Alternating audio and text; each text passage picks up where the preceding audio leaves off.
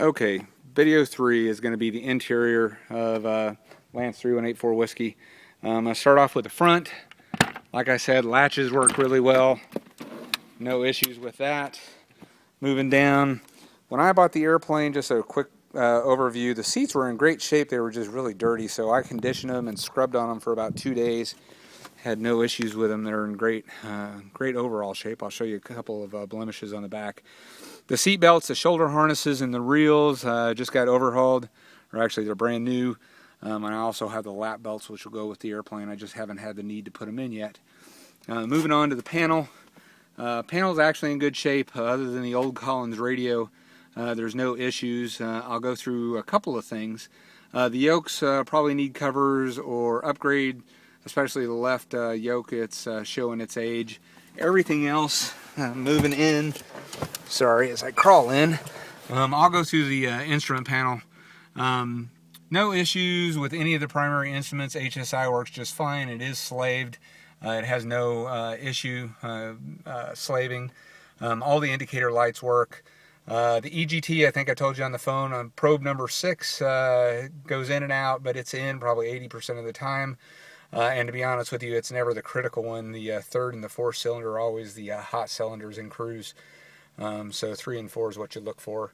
VOR does work. Audio panel works. The CNX 80, and let me go ahead and get these all on, and I'll let them boot up. Is an awesome radio. I'd highly recommend it.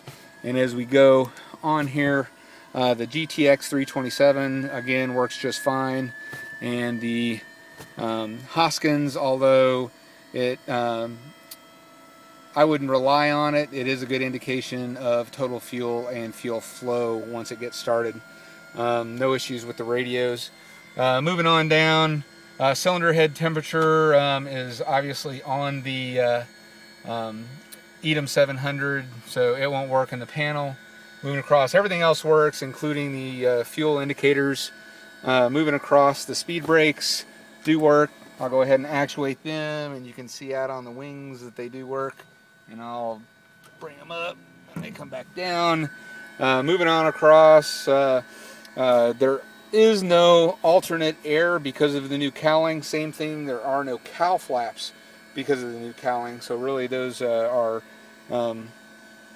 useless now and could really be covered up.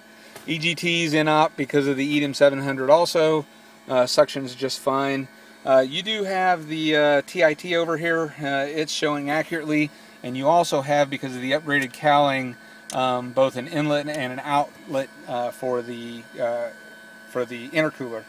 Moving on across, one of the glitches that we do have is the knob on the heat. Also, the defroster cable is just fine, but the heat cable should probably be replaced at some time. It's really hard to actuate. Although, to be honest with you, I live in Phoenix, not a big deal. Moving on, hobs, you can see air conditioning controls, everything works fine. It's usually at full cool, and the fan does work, and the air conditioner does work with no issues. Pitot heat works, intercom is 6th place and works just fine. No other issues up here. The carpeting on the pilot side is a little bit discolored, no big issue there though, and like I said, all the trims and everything work. Flaps work. Gear, manual gear extension works. By the way, the emergency down, the override on this one is disabled because you have the gear auto extend has been removed, therefore all of the steps in there. By the way, the ELT does work, and it has a new battery in it. Let me go ahead and move on to the back seats, and I'm just going to do it from up here. Really, the back seats are all in great shape. There are a couple of, and I'm going to crawl back there, I forgot. There are a couple of really minor tears. If you look closely, let me see if I can get it on the view.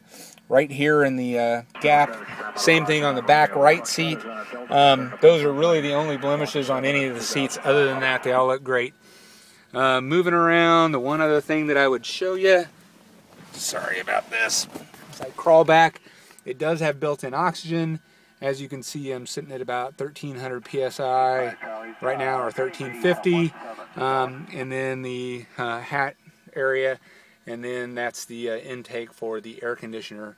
So headliner, I don't know if you can get a good view of it, is in great shape. Let me turn back around here and then get a look at the forward cockpit.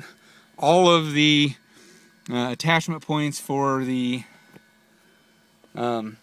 oxygen are working.